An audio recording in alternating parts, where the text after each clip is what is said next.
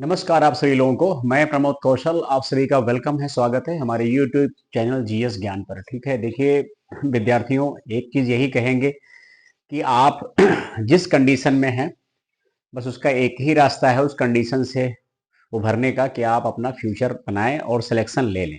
ठीक है, एक नौकरी के पीछे पड़े रहोगे तो बहुत कुछ आपका बिगड़ जाएगा, इसमें कोई दो राय नहीं है। अगर उम्र ज्यादा हो गई है तो कोई बात नहीं, जितने ऑप्शन बचते हैं उन पर ट्राई करो। मैं तो यही कहूंगा कि जो सेवाएं मेरे द्वारा आपको मिल रही हैं, या आप आजकल तो यूट्यूब पे इतना भाव, लेकिन हमने कहा यूट्यूब पे गलतियां बहुत होती हैं।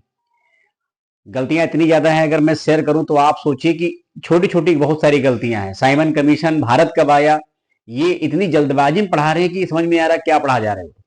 तो थोड़ा सा ध्यान देने वाली बात है कि हड़बड़ाहट में मत करिए, अच्छे से पढ़िए, मेहनत करिए। सभी विद्यार्थियों से अपील है, कोई विद्यार्थी मेरा अपना है वो भी ठीक है, कोई नहीं हमारा अपना है, फर्स्ट टाइम विजिट करता है, वीडियो देखता है, एक बार जरूर चैनल से जुड़िए, देखिए, पढ़ने की एक हैबिट डालिए।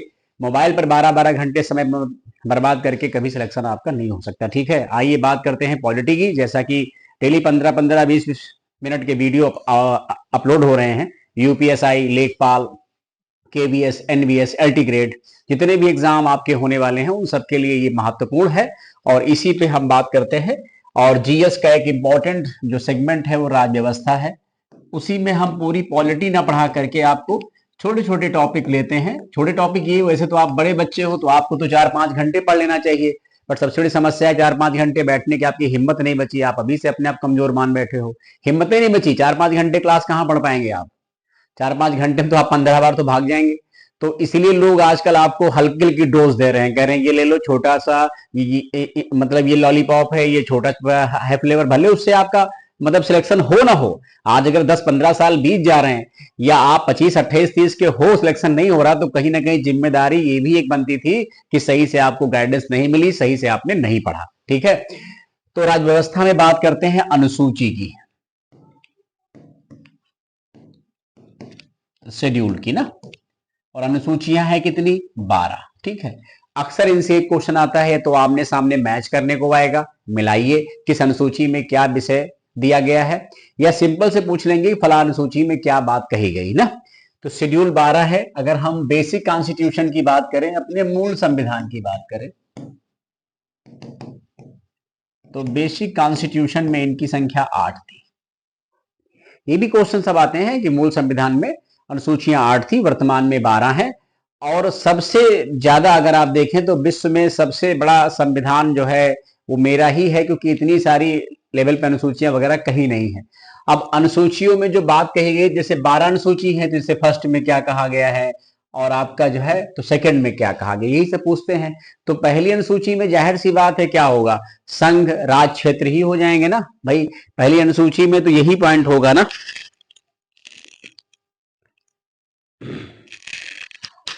संघ राज क्षेत्रों के नाम, संघ राज क्षेत्रों के नाम एवं सीमाएं, संघ राज क्षेत्रों के नाम एवं सीमाएं, ये होगा। अब जाहिर सी बात है इसमें यही सब जितने हमारे 28 स्टेट हैं, 8 यूटी हैं, उनकी बात हम लोग करेंगे।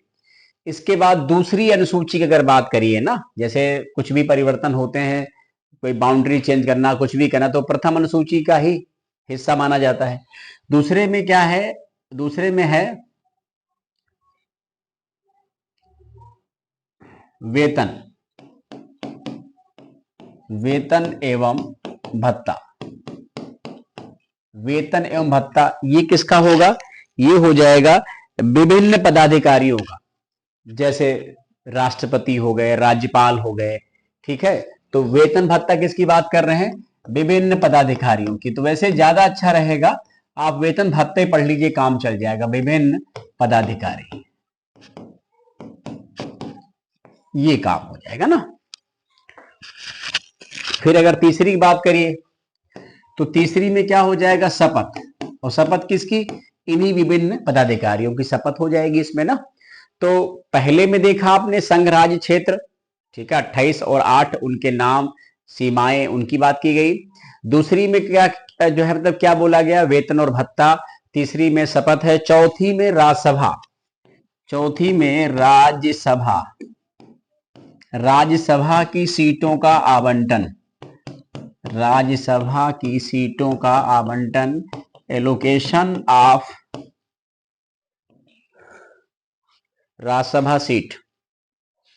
ठीक है, तो जितनी भी राज्यसभा की सीटें हैं वो किन किन राज्यों में बटी हुई हैं और या कुछ यूटी में भी हैं, उनकी बात भी हो जाएगी। इसके बाद पांचवे की बात करिए, पांचवे में क्या आएगा, तो इसमें एससी और एसटी। ठीक है, एससी और एसटी का प्रशासन और नियंत्रण, एससी और एसटी का प्रशासन और नियंत्रण, प्रशासन एवं नियंत्रण, ये हो जाएगा एससी और एसटी का। प्रशासन और नियंत्रण हो गया एससी और मतलब तो एसटी का। इसमें किसी राज्य का नाम नहीं लिया है। फिर छठी अनुसूची में क्या है, असम, मणिपुर, मेघालय, त्रिपुरा, ये चार राज्य, मतलब स्पेशली असम, मेघालय, त्रिपुरा, मिजोरम, असम, मेघालय, त्रिपुरा और मिजोरम, ये मोस्ट इंपॉर्टेंट है, 6 वाली अनुसूची, ध्यान रखेंगे। इसमें एक्चुअली में क्या है, 4 नाम दे दिए गए हैं स्टेट के। तो ये अक्सर पीसीएस आईएएस में बहुत पूछा जाता है, सिविल लेवल में पूछेंगे, वनडे एग्जाम में भी क्वेश्चन ऐसा पूछ सकते हैं ना। और इसमें किसकी बात कही गई, जनजातीय क्षेत्रों का प्रशासन है, शेड्यूल कास्ट का, सॉरी शेड्यूल ट्राइब का प्रशासन है असम, मेघालय, त्रिपुरा और मिजोरम। ठीक है, राज्यों के जनजातीय क्षेत्रों का प्रशासन, राज्यों के जनजातीय क्षेत्रों का प्रशासन। ठीक है, ये कहा गया, इसमें बोला गया है। तो ध्यान रखेंगे जो है, मतलब इस बात का, ये चीज इसमें कही गई है। इसके बाद ये 6 हो गई। फिर सातवीं, सातवीं जो आपकी अनुसूची है वो सूची की बात करती है। सूची मतलब क्या है, जैसे 3 सूचियां हैं, एक संघ सूची, एक राज्य सूची और एक हो जाएगी समवर्ती सूची, समवर्ती सूची। तो संघ सूची, राज्य सूची और समवर्ती सूची। अब संघ का मतलब यूनियन, राज्य का मतलब स्टेट और समवर्ती मतलब कॉन्करेंट लिस्ट। तो ये भी पूछा जा सकता है समवर्ती सूची क्या होती है, यानी ऐसे विषय या ऐसी सूची जिसमें केंद्र और राज्य दोनों का दखल रहता हो, या ऐसे विषय जिन पर कानून बनाने का अधिकार दोनों को हो, केंद्र को भी और राज्य को। संघ में सिर्फ केंद्र को होगा, राज्य में सिर्फ राज्य को होगा। तो ये सूचियों की बात कही गई है। अब इसमें जो विषय है 97 है, ये दोनों तरीके से आप इसको नोट कर सकते हैं, कौन किसमें कितने विषय हैं। और इसमें जो है विषय मतलब कितने हैं, तो ये पहले ये याद करना चाहिए आपको। ये यहां पर 100 हो गए, यहां से 5 कम होंगे तो 61 हो जाएंगे, यही 5 यहां पर ऐड हो जाएंगे तो ये 52 हो जाएगा। ये करंट का सीन है और ये पहले का सीन है। ये जो 5 विषय हटेंगे ये फिर 42 CA 1976, 42 CA 1976 में इनको हटाया गया है, ये ध्यान देना है आपको। ठीक, तो करंट वाले ये हो गए, ये जो यहां लिखे हैं ये करंट विषय हो गए, और ये वाले जो विषय हो गए ये पहले विषय हो गए। ठीक है, अब इसमें संघ सूची जैसे आपको दो तीन एग्जाम्पल भी पढ़ लेने चाहिए। जैसे आपने देखा होगा आरबीआई है, शेयर मार्केट है, ठीक है, इसके अलावा देखेंगे तो जनगणना है, ठीक है, और रेलवे है, ठीक है, आर्मी है। ये सब विषय किसमें आएंगे, संघ में। राज्य में जैसे पुलिस हो गया, ठीक है, और अगर देखेंगे तो समवर्ती में शिक्षा वगैरह हो गया ना। तो जो जिन पर दोनों को मतलब अधिकार है, ये सारे विषय हैं। अगर बहुत ज्यादा पढ़ने का मन हो तो आप लिस्ट पर आके पढ़ सकते हो, क्योंकि ऐसी बड़ी बात नहीं है, लिस्ट आपको मिल जाएगी। बट कोशिश करिए, पुलिस के बैच में तो खैर इसका क्वेश्चन एक आ सकता है, कौन सा विषय किसमें है, नाप तोल किसमें आता है, वन्य जीव किसमें आता है, शादी विवाह किसमें आएगा, तलाक किसमें आएगा। तो अगर मैंने कहीं पढ़ाया है तब तो है, अदरवाइज आप इसको भी अपने तरीके से पढ़ सकते हैं, कौन कौन विषय सब इसमें आएंगे ना, इसको भी एक प्रकार से ध्यान देना है ना। रेलवे हो गया, डाक हो गया, बीमा हो गया, ये सब उसमें चले जाएंगे। संघ में, राज्य में मैंने कहा पुलिस है, ठीक है, पुलिस हो गया, कारागार हो गया, पंचायत हो गया, ये सब राज्य वाले विषय हो जाएंगे ना। चलिए, इसके अलावा 8वीं अनुसूची की बात करिए। तो 8वीं अनुसूची मतलब भाषाएं, 8वीं अनुसूची मतलब भाषाएं। तो मूल संविधान में कितनी थी? 14, अभी कितनी है? 22 भाषाएं।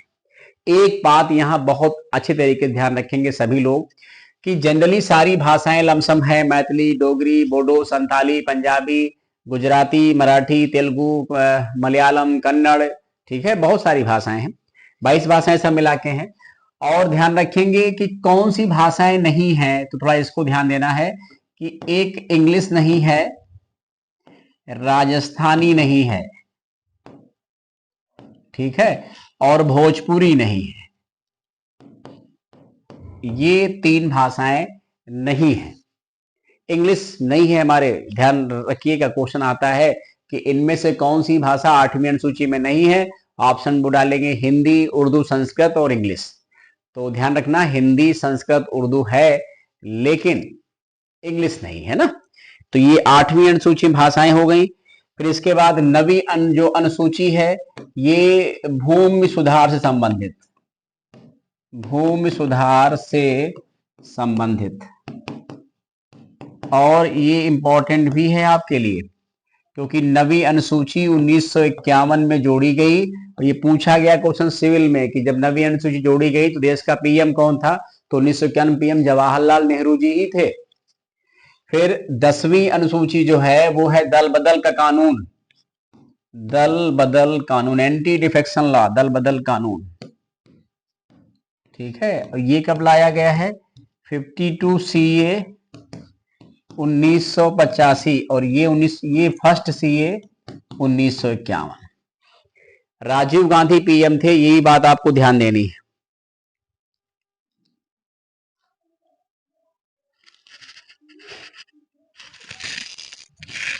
और इसके बाद 2 अनुसूचियां और बचती हैं, ये पॉइंट कंप्लीट हो जाएगा आपका। 11वीं अनुसूची और 12वीं अनुसूची दोनों इंपॉर्टेंट हैं।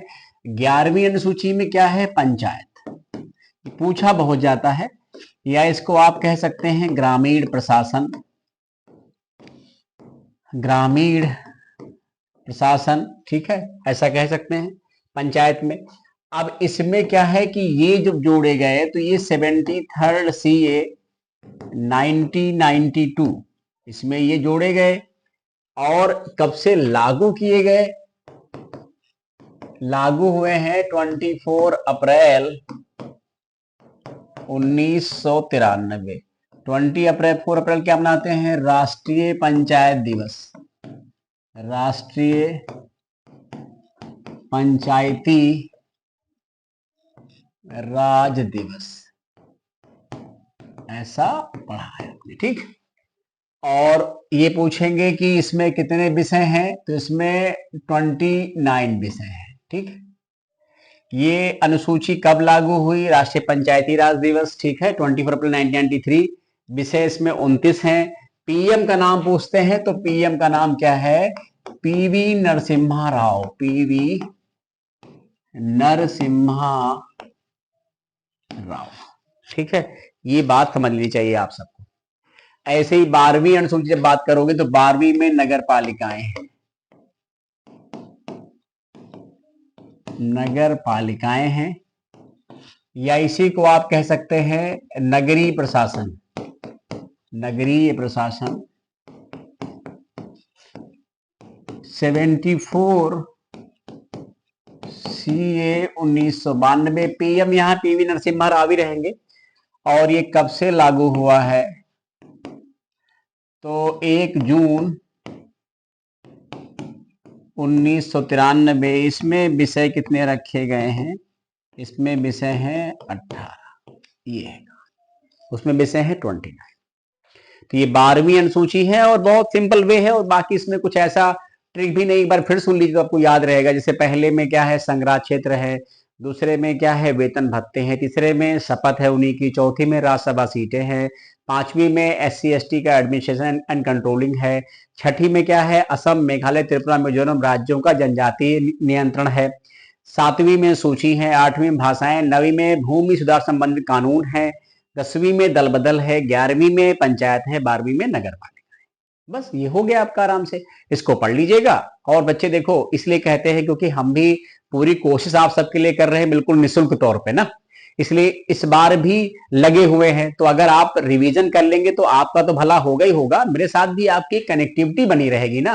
तो ये ध्यान रखिए, अगर आप किसी भी शहर में रूम लेके और कमरा या किराया लेके महीने का 8-10 हजार तो आप दे ही रहे हो, तो यूट्यूब पे अगर कुछ नहीं करना है तो अपने आराम से आदमी घर में रहेगा।